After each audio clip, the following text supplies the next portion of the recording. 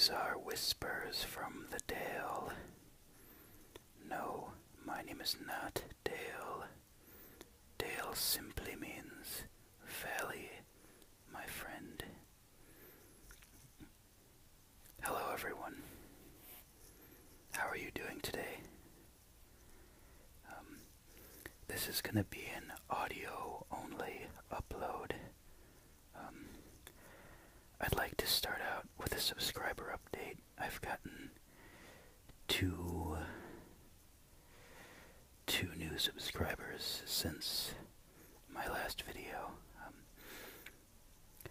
The first is Mila, ASMR. You should check her out. I'm gonna post a link to her channel in the description of this. She just did an unboxing video with Norwegian whispers. And the other new subscriber is Patricia Gregory. Thank you so much for subscribing, Patricia. I hope you enjoy my videos. Still on vacation this week. Haven't really had time to go out. I'm looking to go camera shopping pretty soon, and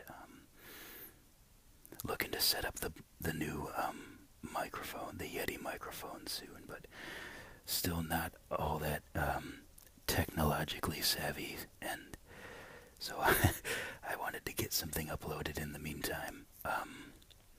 One thing I've noticed is that as usual, I'm really getting ahead of myself. I'm wanting right away to upload these super complicated, high-budget videos, and it's like, well, wait a minute, ASMR never really needs to be complex.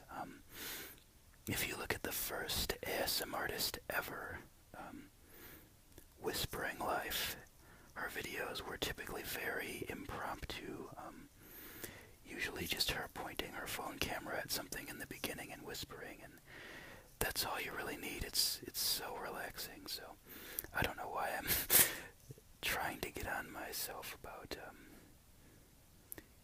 hurrying up and getting all this really technologically advanced stuff right off the bat. So I just need to learn to slow down, which I think is probably advice that everyone could benefit from.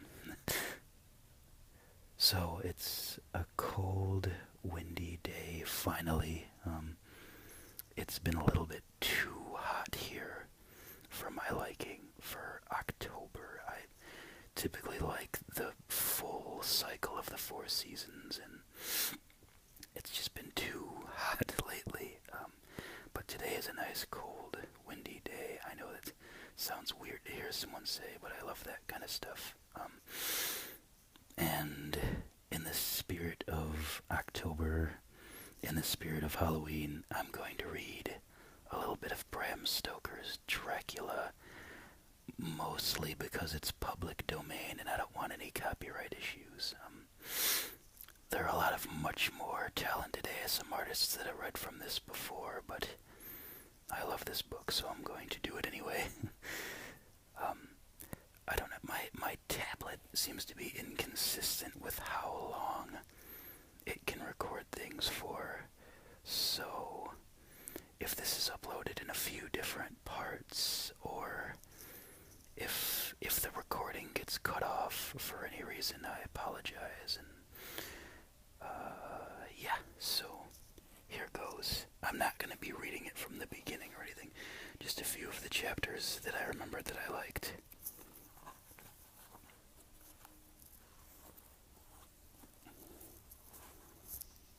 Chapter 2 from Jonathan Harker's journal. I'm gonna switch off and do whispering, soft speaking, perhaps every other page, or perhaps when the lines seem appropriate to do so. Let me know if this is not a good thing. Chapter 2, Jonathan Harker's journal. Sorry if I read that already. May 5th. I'm must have been asleep, for certainly if I had been fully awake, I must have noticed the approach of such a remarkable place. In the gloom, the courtyard looked of considerable size, and as several dark ways led from it under great round arches, it perhaps seemed bigger than it really is. I have not been yet able to see it by daylight. When the calichet stopped, the driver jumped down and held out his hand to assist me to alight. Again I could not but notice his prodigious strength. His hand actually seemed like a steel vice that could have crushed mine if he had chosen. Then he took my traps and placed them on the ground beside me as I stood close to a great door, old and studded with large iron nails and set in a projecting doorway of massive stone.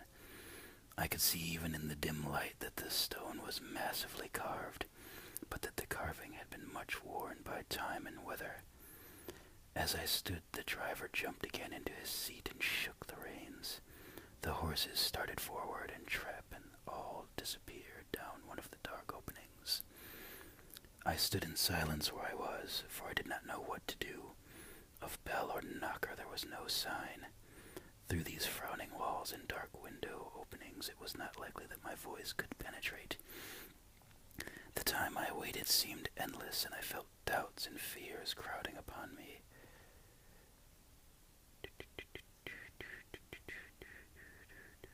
What sort of place had I come to, and among what kind of people? What sort of grim adventure was it on which I had embarked? Was this a customary incident in the life of a solicitor's clerk, sent out to explain the purchase of a London estate to a foreigner? Solicitor's clerk. Mina would not like that. Solicitor. For just before leaving London, I got word that my examination was successful, and I am now a full-blown solicitor. I began to rub my eyes and pinch myself to see if I were awake. It all seemed like a horrible nightmare to me, and I expected that I should suddenly awake and find myself at home, with the dawn struggling in the windows, as I had now and again felt in the morning after a day of overwork. But my flesh answered the pinching test, and my eyes were not to be deceived. I was indeed awake, and among the Carpathians. All I could do now was to be patient, and to wait the coming of morning. Just as I had come to this conclusion, I heard a heavy step approaching behind the great door, and saw the chinks of the gleam of a coming light. Then there was the sound of rattling chains and the clanking of massive bolts drawn back. A key was turned with the loud grating noise of long disuse, and the great door swung back. Within stood a tall old man, clean-shaven save for a long white mustache, and clad in black from head to foot, without a single speck of color about him anywhere. He held in his hand an antique silver lamp, in which the flame burned without a chimney or a globe of any kind, throwing long, quivering shadows as it flickered in the draught of the open door. The old man motioned me in with his right hand with a courtly gesture, saying in excellent English, but with a strange intonation, "Welcome to my house. Enter freely and of your own free will." What? That seems redundant. He made no motion of stepping to meet me, but stood like a statue, as though his gesture of welcome had fixed him into stone. The instant, however, that I had stepped over the threshold, he moved impulsively forward, and holding out his hand grasped mine with a strength which made me wince, an effect which was not lessened by the fact that it seemed cold as ice, more like the hand of a dead than a living man. Again he said, "Welcome to my house. Come freely, go safely, and leave something of the happiness you bring." The strength of the handshake was so much akin to that which I had noticed in the driver, whose face I had not seen, that, for a moment, I doubted if it were not the same person to whom I was speaking. So to make sure, I said interrogatively, "Count Dracula?" He bowed in a courtly way as he replied, "I am Dracula." Sorry for the Bela Lugosi impression. "And I bid you welcome, Mr. Harker, to my house. Come in, the night air is chill, and you must need to eat and rest." As he was speaking, he put the lamp on a bracket on the wall, and stepping out, took my luggage. He had carried it in before I could forestall him. I protested, but he insisted. "Nay, sir, you are my guest. It is late, and my people are not available. Let me see to your comfort myself." He insisted on carrying my traps along the passage, and then up a great winding stair, and along another great passage, on whose stone floor our steps rang heavily.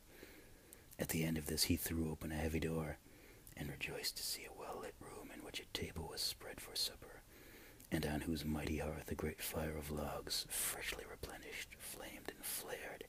That sounds quite cozy. The Count halted, putting down my bags, closed the door, and crossing the room, opened another door which led into a small octagonal room lit by a single lamp, and seemingly without a window of any sort. Passing through this, he opened another door and motioned me to enter. It was a welcome sight, for here was a great bedroom wall lighted and warmed with another log fire, which sent a hollow roar up the wide chimney. The Count himself left my luggage inside and withdrew, saying, before he closed the door, "You will need, after your journey, to refresh yourself by making your toilet." Oh, I'm really immature. Sorry about that. I trust you will find all you wish. When you are ready, come into the other room, where you will find your supper prepared. The light and warmth and the Count's courteous welcome seemed to have dissipated all my doubts and fears. Having then reached my normal state, I discovered that I was half famished with hunger, so making a hasty toilet, I went into the other room. I found supper already laid out. My host, who stood on one side of the great fireplace, leaning against the stonework, made a graceful wave of his hand to the table and said, "I pray you, be seated and sup how you please. You will, I trust, excuse me that I do not join you, but I have dined already, and I do not sup." I feel like that should be a dead giveaway. Who doesn't eat supper? What do you call it? Like, I recently heard that dinner and supper are supposed to be different things. I always thought they were the same thing. I don't know. Moving on. I handed to him the sealed letter which Mr. Hawkins had entrusted to me. He opened it and read it gravely. Then, with a charming smile, he handed it to me to read. One passage of it, at least, gave me a thrill of pleasure. "I much regret that an attack of gout, from which malady I am constant sufferer, forbids absolutely any traveling on my part for some time to come. But I am happy to say I can send a sufficient substitute, one in whom I have every possible confidence. He is a young man, full of energy and talent in his own way, and of a very faithful disposition. He is discreet and silent, and has grown into manhood in my service. He shall be ready to attend on you when you will during his stay, and shall take your instructions in all matters."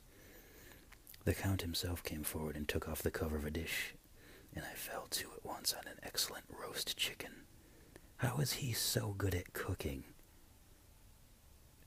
That's a weird thought. This, with some cheese and a salad and a bottle of old Tokay, of which I had 2 glasses, was my supper.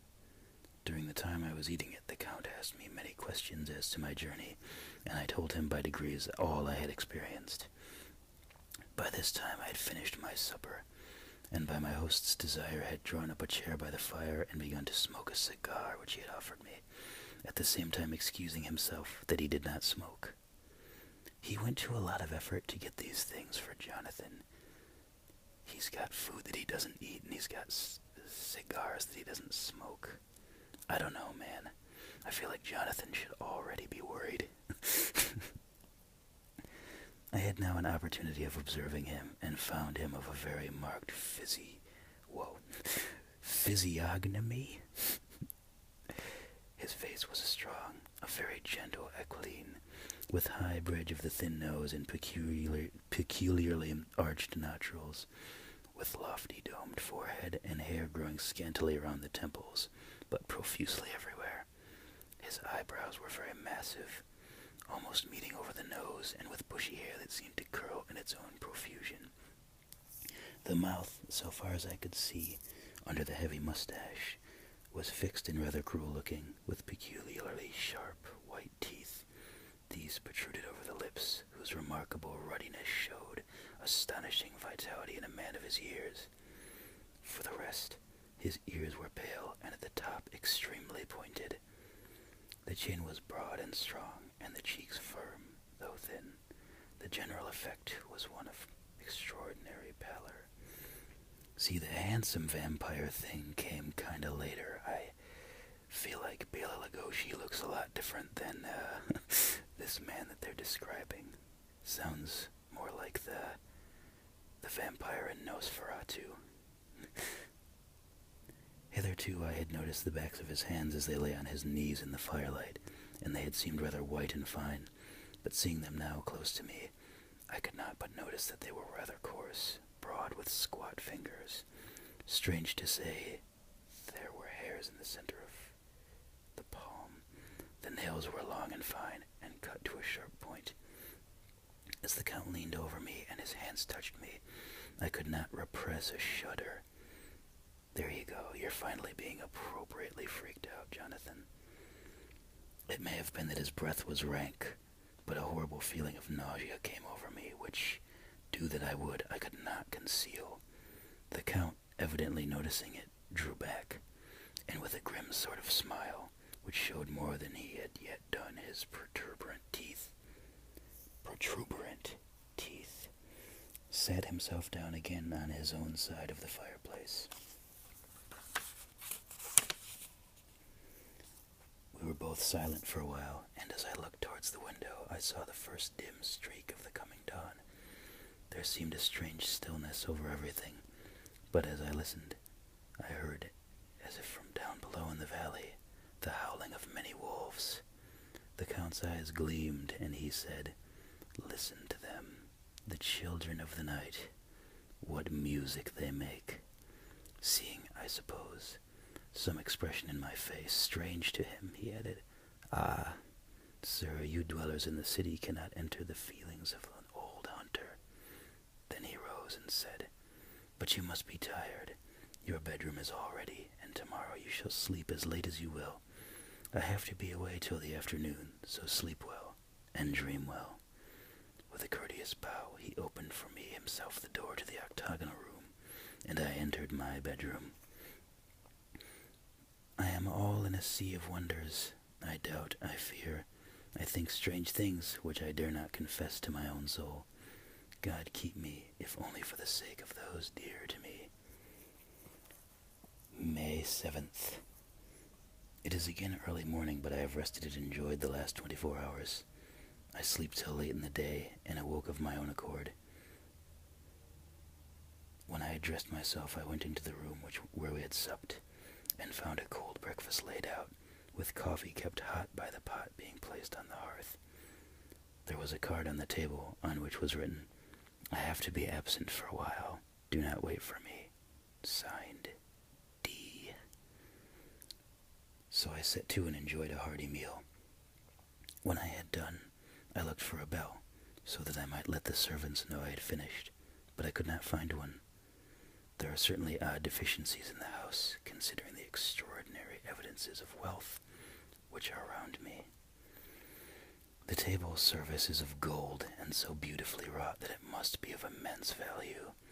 The curtains and upholstery of the chairs and sofas, and the hangings of my bed are of the costliest and most beautiful fabrics, and must have been of fabulous value when they were made, for they are centuries old, though in excellent order.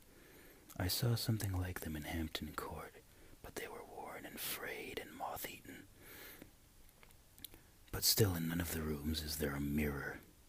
There is not even a toilet glass on my table, and I had to get the little shaving glass from my bag before I could either shave or brush my hair. I have not yet seen a servant anywhere, or heard the sound near the castle except the howling of wolves. Some time after I'd finished my meal, I do not know whether to call it breakfast or dinner, for it was between 5 and 6 o'clock when I had it. That's dinner, Jonathan. The meals don't just change to fit your sleeping whims, Jonathan. I looked about for something to read, for I did not like to go about the castle until I had asked the Count's permission. There was absolutely nothing in the room, book, newspaper, or even writing materials. So I opened another door in the room and found a sort of library. The door opposite mine I tried, but found locked. In the library I found, to my great delight, a vast number of English books, whole shelves full of them, and bound volumes of magazines and newspaper. A table in the center was littered with English magazines and newspapers, though none of them were of very recent date. The books were of the most varied kind: history, geography, politics, political economy, botany, geology, law, all relating to England and English life and customs and manners. There were even such books of reference as the London Directory, the red and blue books. Does anyone play Myst? That's always what I think of if I hear red and blue books. Whitaker's Almanac, the Army and Navy lists, and it somehow gladdened my heart to see it, the Law List. Whilst I was looking at the books, the door opened and the Count entered. He saluted me in a hearty way and hoped that I had had a good night's rest. Then he went on, "I'm glad you found your way in here, for I'm sure there is much that will interest you. These friends," and he laid his hand on some of the books, "have been good friends to me, and for some years past, ever since I had the idea of going to London, have given me many, many hours of pleasure. Through them I have to come to know your great England, and to know her is to love her. I long to go through the crowded streets of your mighty London, to be in the midst of the whirl and rush of humanity. I've always wanted to go to London too, Dracula. To share its life, its change, its death, and all that makes it what it is. But alas, as yet I only know your tongue through books. To you, my friend, I look that I know it to speak." "But Count," I said, "you know and speak English thoroughly." He bowed gravely. "I thank you, my friend, for your all too flattering estimate, but yet I fear that I am but a little way on the road I would travel. True, I know the grammar and the words, but yet I know not how to speak them." "Indeed," I said, "you speak excellently." "Not so," he answered. "Well, I know that, did I move and speak in your London, none there are who would not know me for a page turn stranger. That is not enough for me. Here I am noble, I am a boyar. The common people know me, and I am a master. But a stranger in a strange land, he is no one.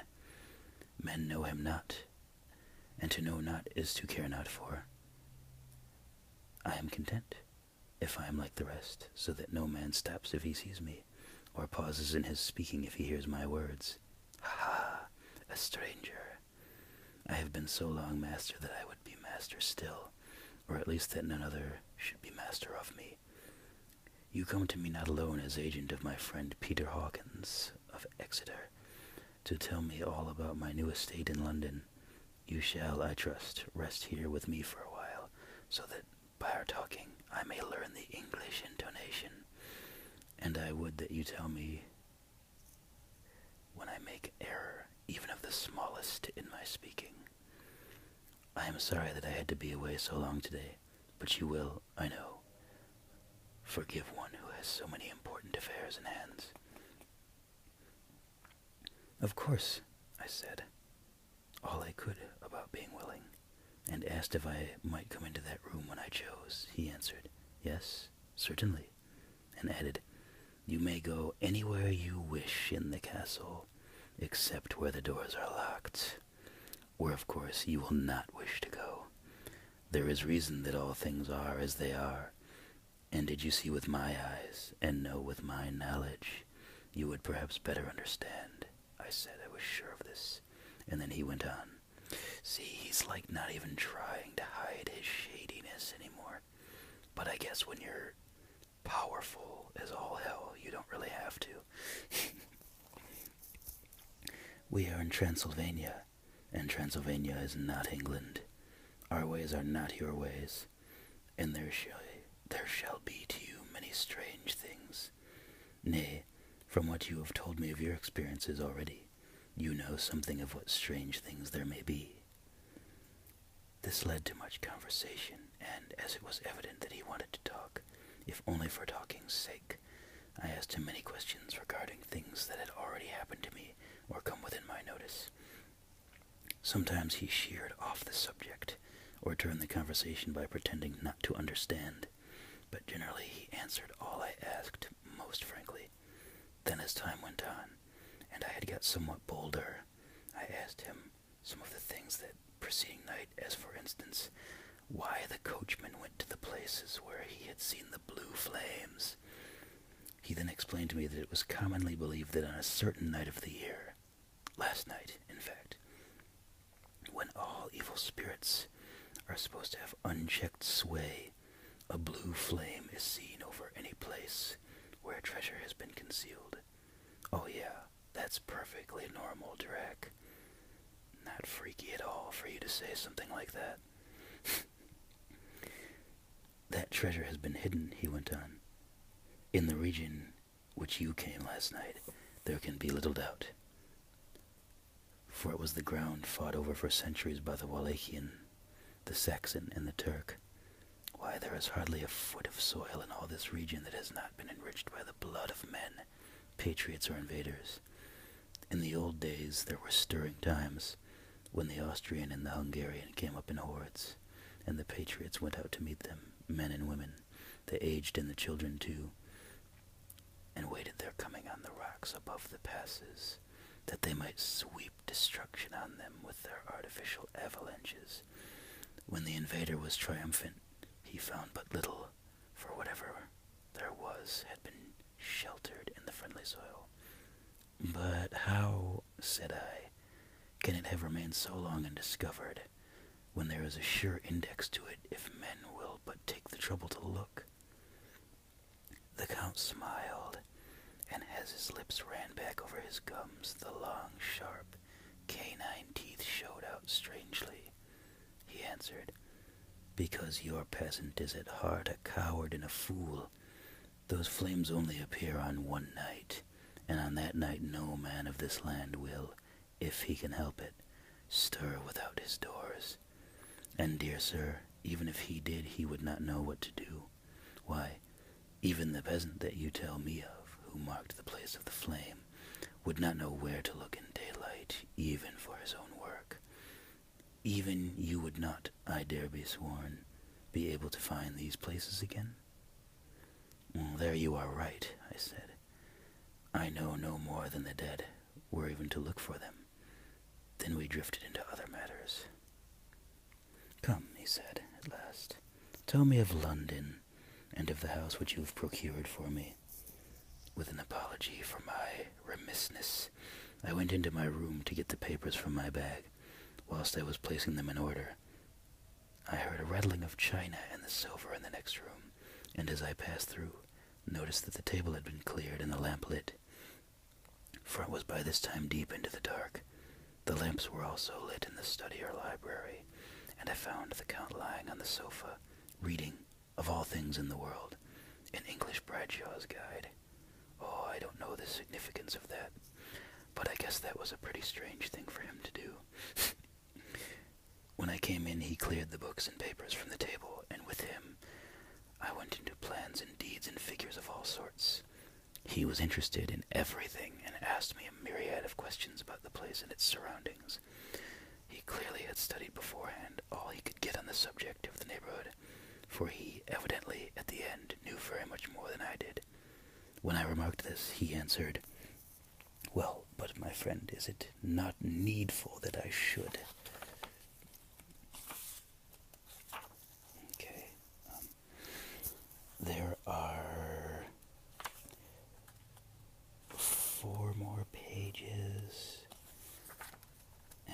hoping that I can finish them.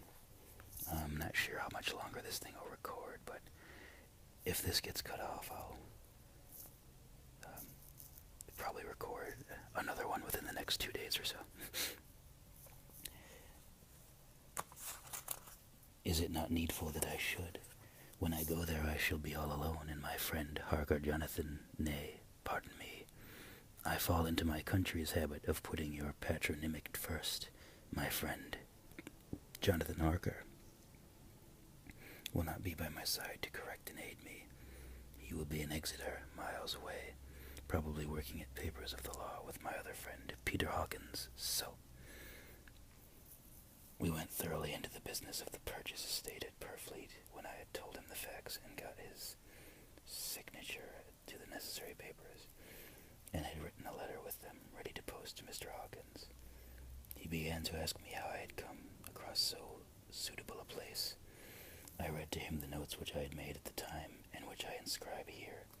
At Purfleet, on a by-road, I came across just such a place as seemed to be required, and where was displayed a dilapidated notice that the place was for sale. It was surrounded by a high wall of ancient structure, built of heavy stones, and has not been repaired for a large number of years.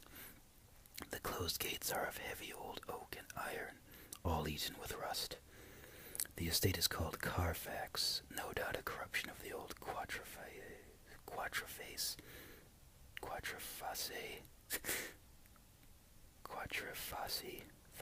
I don't know, as the house is four-sided, agreeing with the cardinal points of the compass. It consists in all some 20 acres, quite surrounded by the solid stone wall mentioned above. There are many trees on it, which make it in places gloomy, and there is a deep, dark-looking pond or small lake, evidently fed by some springs, as the water is clear and flows away in a fair-sized stream. The house is very large, and of all periods back, I should say, to medieval times, for one part is of stone immensely thick, with only a few windows high up, and heavily barred with iron. It looks like part of a keep, and is close to an old chapel or church.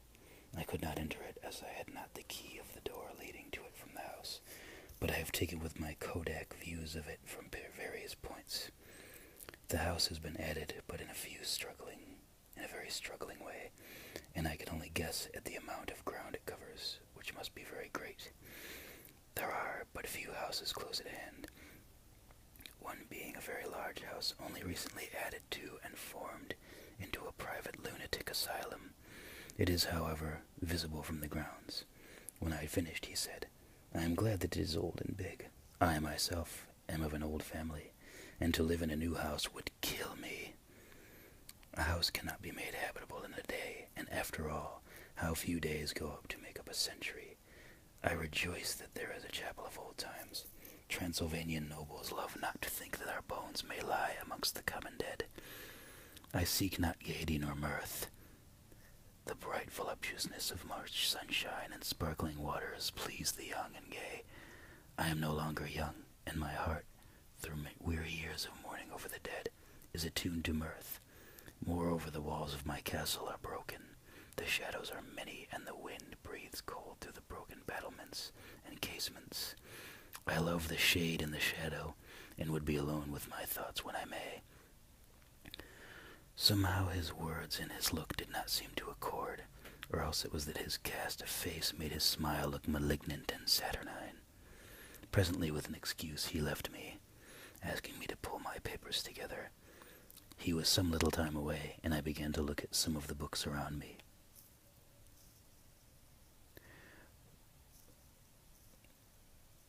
One was an atlas, which I found, opened naturally to England, as if that map had been much used. On looking at it, I found in certain places little things marked, and on examining these I noticed that one was near London on the east side, manifestly where his new estate was situated. The other two, Exeter and Whitby, on the Yorkshire coast. It was the better part of an hour when the Count returned. "Ah," he said, "still at your books. Good. But you must not work always. Come, I am informed that your supper is ready. Informed by my invisible servants."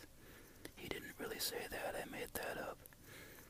He took my arm, and we went into the next room, where I found an excellent supper ready on the table. The Count again excused himself, as he had dined out on his being away from home. But he sat as on the previous night, and chatted whilst I ate. After supper I smoked, as on the last evening, and the Count stayed with me, chatting and asking questions on every conceivable subject, hour after hour. I felt that it was getting very late indeed, but I did not say anything, for I felt under obligation to meet my host's wishes in every way. I was not sleepy, as the long sleep yesterday had fortified me, but I could not help experiencing the chill which comes over one at the coming of dawn, which is, like in its way, the turn of the tide. They say that people who are near death die generally at the change to dawn at the turn of the tide. Anyone who has, when tired and tied, as it were, to his post, experienced this change in the atmosphere, can well believe it. All at once we heard the crow of the cock coming up with preternatural shrillness. Through the clear morning air, Count Dracula, jumping to his feet, said, "Why, there is this morning again. How remiss I am to let you stay up so long. You must take your conversation regarding my dear new country of England less interesting, so that I may not forget how time flies by us." And with a courtly bow, he quickly left me. I went into my room and drew the curtains, but there was little to notice. My window opened into the courtyard. All I could see was the warm gray of quickening sky, so I pulled the curtains again, and have written of this day. May 8th. I began to fear as I wrote in this book that I was getting too diffuse, but now I am glad that I went into detail from the first, for there is something so strange about this place, and all in it, that I cannot but feel uneasy. I wish I were safe out of it, or that I had never come. It may be that this strange night existence is telling on me, but would that there were all. If there were anyone to talk to, I could bear it, but there is no one. I have only the Count to speak with, and he... I fear I am myself, the only living soul within the place. Let me be prosaic as far as facts can be. It will help me to bear up, and imagination must not run riot with me. If it does, I am lost. Let me say at once how I stand, or seem to. I only slept a few hours when I went to bed, and feeling that I could not sleep any more, got up. I had hung my shaving glass by the window, and was beginning to shave. Suddenly I felt a hand on my shoulder, and heard the Count's voice saying to me, "Good morning." I started, for it amazed me that I had not seen him, since the reflection of the glass covered the whole room behind me. In starting I had cut myself slightly, but did not notice in the moment. Having answered the Count's salutation, I turned to the glass again to see how I had been mistaken. This time there could be no error, for the man was close to me, and I could not see him over my shoulder. But there was no reflection of him in the mirror. The whole room behind me was displayed, but there was no sign of a man in it except myself. This was startling, and coming on the top of so many strange things was beginning to increase that vague feeling of uneasiness. Well, yeah, I would have been really, really uneasy, which I always have when the Count is near. But at the instant I saw the cut had bled a little, and the blood was trickling over my chin, I laid down the razor, turning as I did so half round to look for something sticking plaster. When the Count saw my face, his eyes blazed with a sort of demoniac fury. Is that another way of saying demonic? And he suddenly made a grab at my throat. I drew away, and his hand touched the string of beads which held the crucifix. It made an instant change in him, for the fury passed so quickly that I could hardly believe that it was ever there. "Take care," he said. "Take care how you cut yourself. It is more dangerous than you think in this country." Then, seizing the shaving glass, he went on. "And this is the wretched thing that has done the mischief. It is a foul bauble of man's vanity. Away with it." And opening the window with one wrench of his terrible hand, he flung out the glass, which was shattered into 1,000 pieces on the stones of the courtyard far below. Then he withdrew without a word. "Okay, Are you really gonna let some old man throw your mirror out the window? That's ridiculous. You're being way too accommodating, Jonathan. It is very annoying, for I do not see how I am to shave unless in my watch case or the bottom of the shaving pot, which is fortunately of metal. When I went into the dining room, breakfast was prepared, but I could not find the Count anywhere, so I breakfasted alone. It is strange that as of yet I have not seen the Count eat or drink. He must be a very peculiar man. Oh geez, what gave it away, Jonathan? After breakfast, I did a little exploring in the castle. I went out on the stairs and found a room looking towards the south.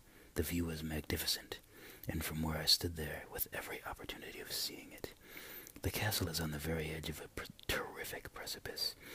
A stone falling from the window would fall 1,000 feet without touching anything. As far as the eye can reach is a sea of green treetops, with occasionally a deep rift, where there is a chasm. Here and there are silver threads where the rivers wind in deep gorges through the forests. But I am not in heart to describe beauty, for when I had seen the view I explored further. Doors everywhere, all locked and bolted. In no place save from the windows in the castle walls is there an available exit. The castle is a veritable prison, and I am a prisoner. Thank you for listening. I hope you all enjoyed this, and thank you very much to my new subscribers and my subscribers from last week as well. Having a lot of fun making these, and hope that they are relaxing for